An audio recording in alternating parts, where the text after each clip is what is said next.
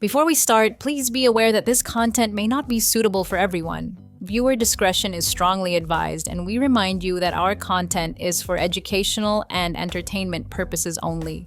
This is leaked federal courtroom testimony of the Sean Diddy Combs trial made available by Inner City Press on X.com.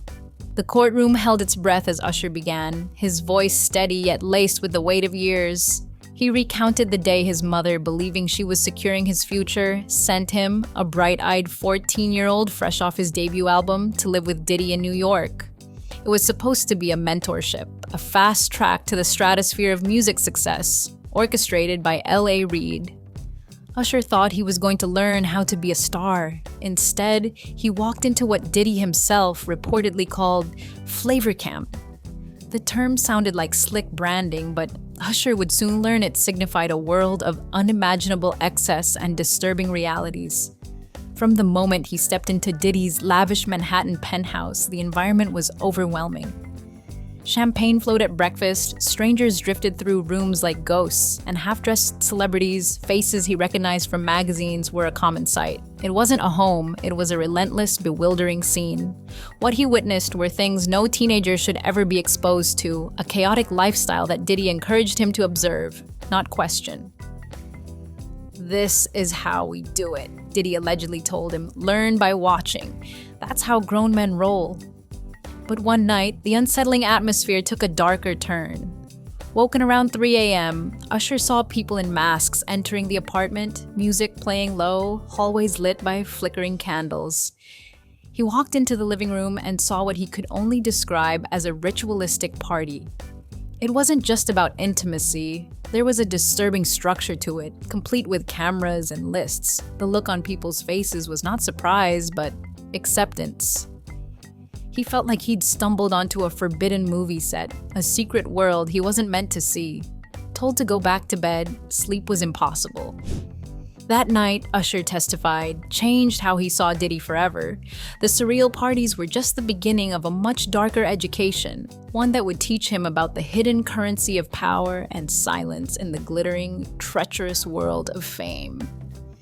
What became painfully clear to Usher was the chilling absence of warnings. Not from his record label, not from his mother, not from the industry insiders who undoubtedly knew the reality of Diddy's domain. People dismissed Diddy's behavior as eccentric, failing to grasp the quiet, absolute power he wielded. If Diddy liked you, your silence was part of the deal. If he didn't, your career could mysteriously stall. Usher wasn't alone. He spoke of other young artists, lured by promises of fame, slowly drawn into Diddy's inescapable orbit, their naivety exploited.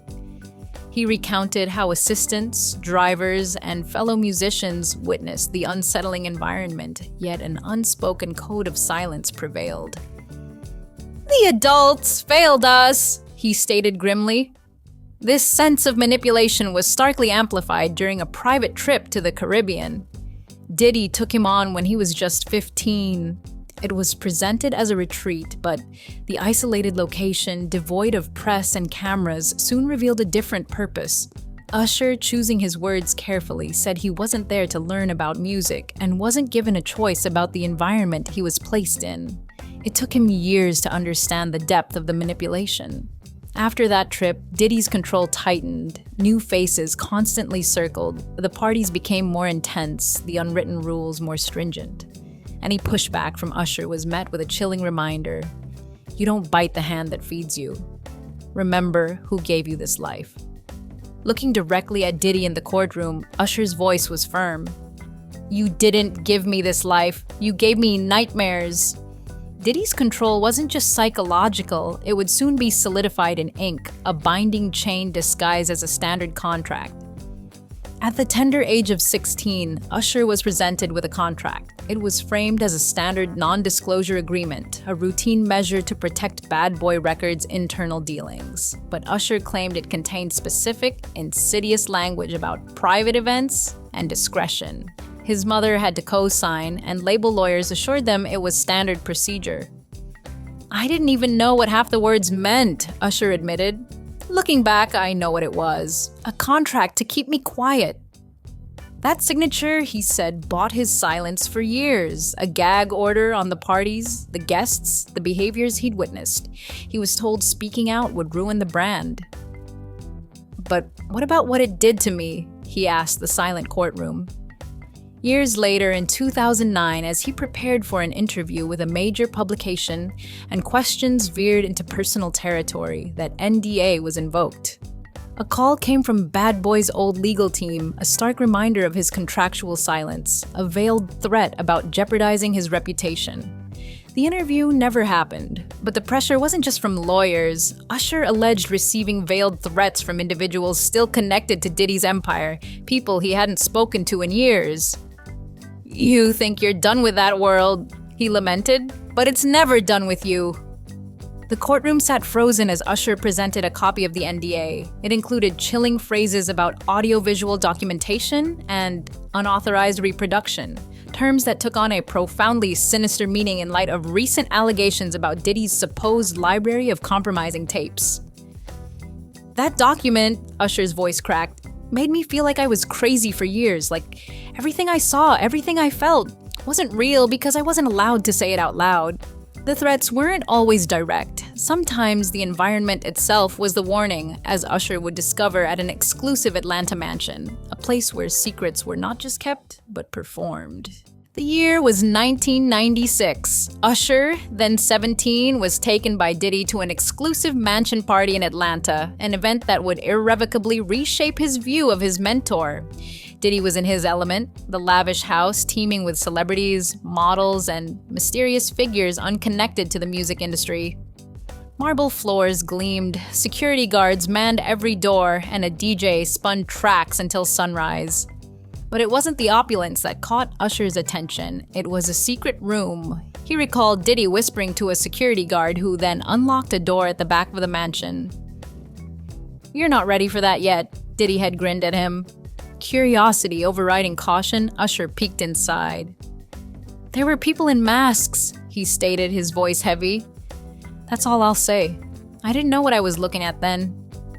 The impact was profound. "I think that night changed me," he confessed. "I saw things I still can't explain. I don't know if it was legal, but I know it wasn't right." To substantiate his claims, Usher presented photocopied pages from a journal he began in 1998. Initially for song lyrics, it evolved into a vault of personal memories and observations from his time around Diddy. One entry from March 1999 read, "Had dinner with Diddy and 3 execs I didn't know. They kept talking about loyalty. Said, loyalty keeps you on tour, honesty puts you back home. Diddy laughed." Another from October 2000 described declining an invitation. "Too many secrets, too many masks. Diddy says it's just the culture. I don't agree." When asked why he never shared these entries, Usher's answer was stark. "I was afraid of losing everything. I didn't think anyone would believe me." He was sharing it now, he said, because he'd lived with it long enough and it was time for the truth. These veiled experiences were chilling, but a direct encounter in Miami would bring the stakes into terrifyingly sharp focus, revealing just how far Diddy's influence could reach. Usher leaned into the microphone. The courtroom hushed as he revealed an encounter he hadn't even shared with his closest friends.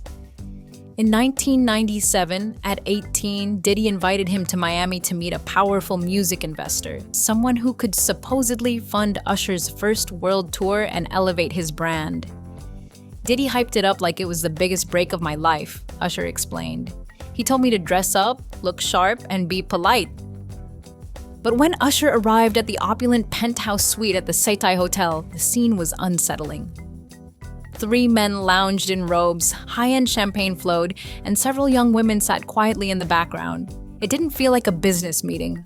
One of the men, reportedly from overseas, asked him if he wanted to be remembered forever.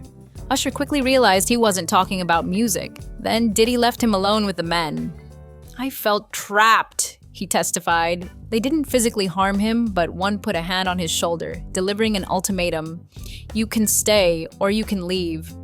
But you'll never get another invitation like this again." Usher left. The repercussions were swift and silent. A tour opportunity vanished. A prominent producer suddenly pulled out of working with him. No one explicitly said it was because he'd walked out of that suite, but doors that had always been open suddenly slammed shut.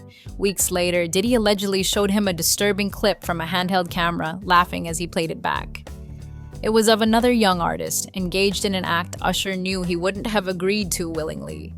When asked if Diddy threatened him directly, Usher paused. He didn't have to. The people around him did. They didn't use words, they used silence and exile. This was the moment, Usher said. He realized that in Diddy's world, fame wasn't just about talent, it was about submission.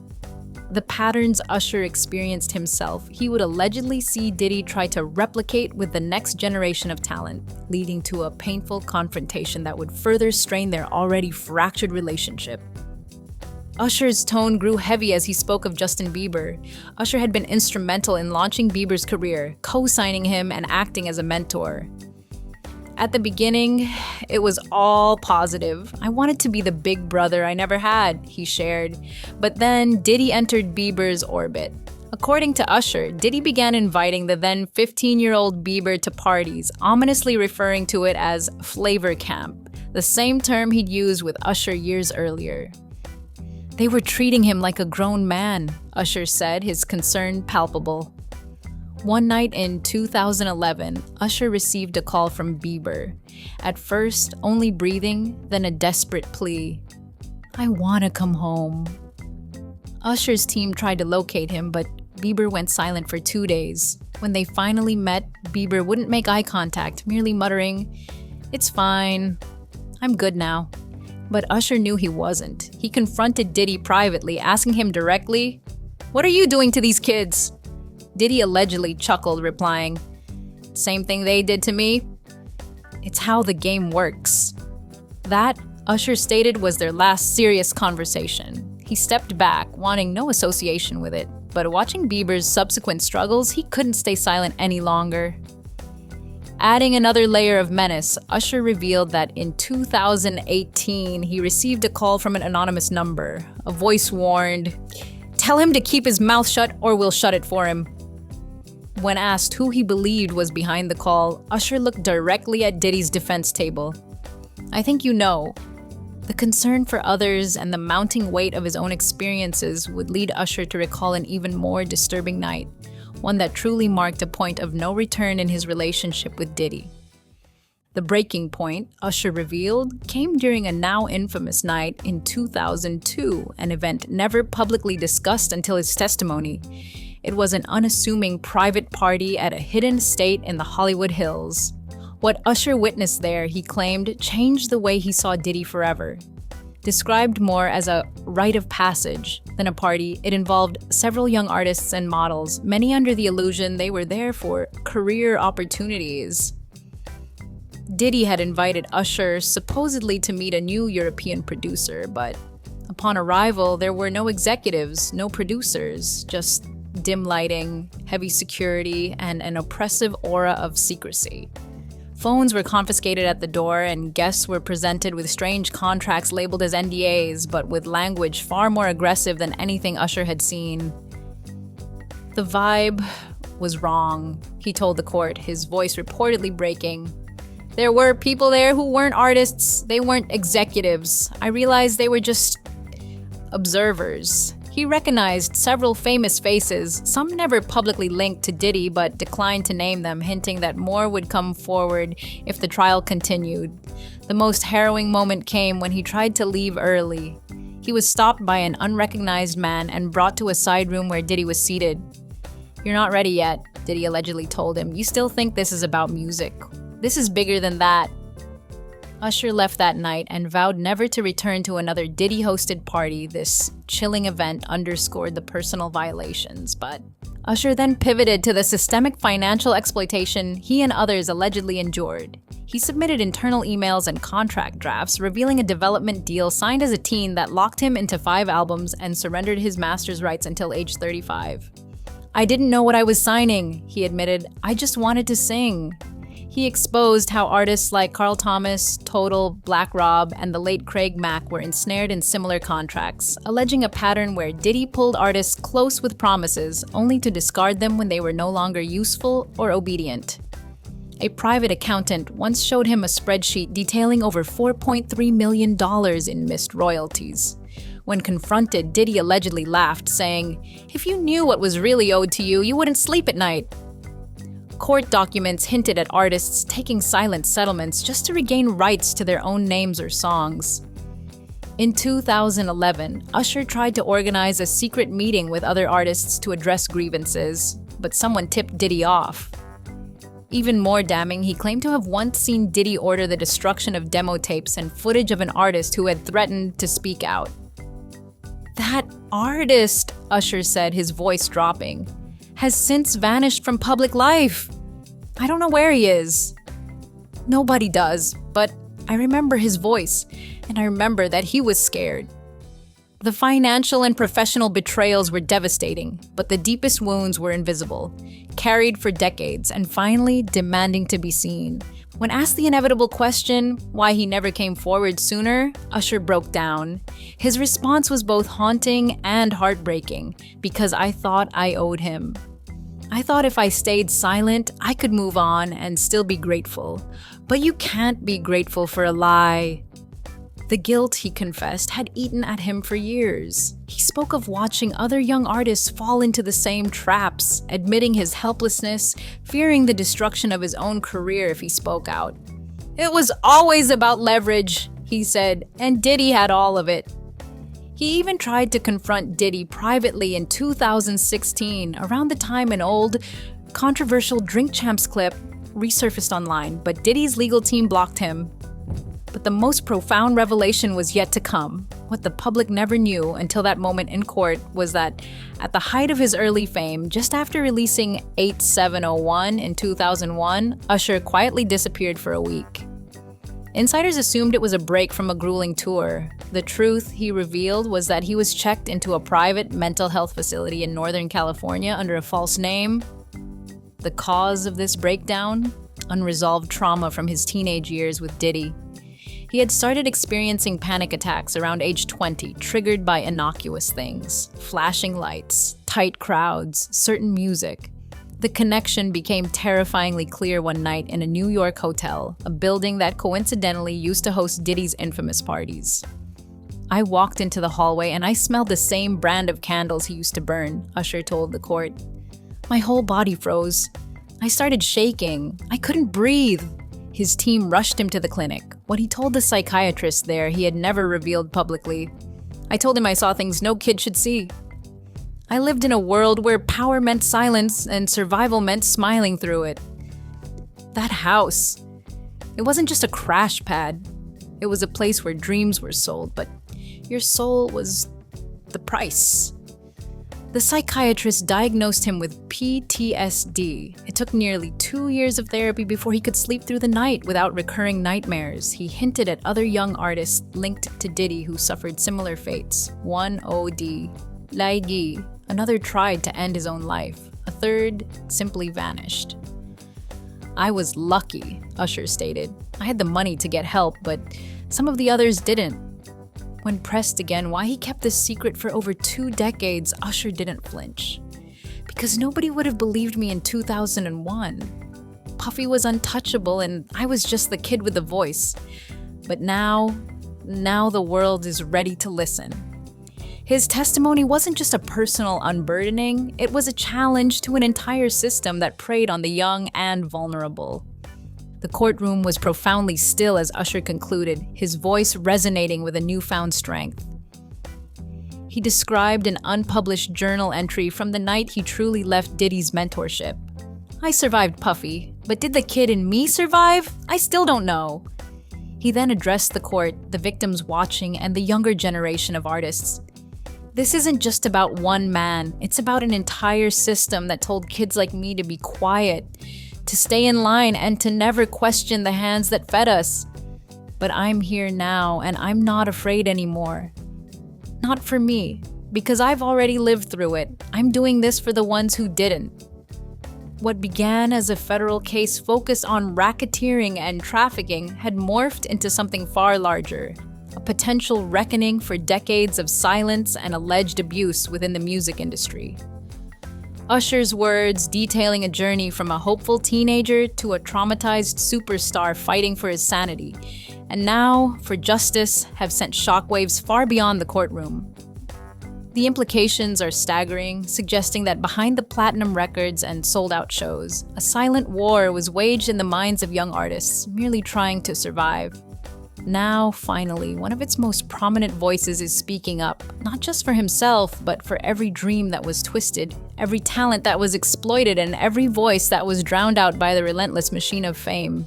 The question that hangs heavy in the air is no longer just about Diddy's guilt or innocence, but about the industry that may have enabled such empires to flourish, and whether this courageous testimony will finally force a change that is so desperately and tragically overdue.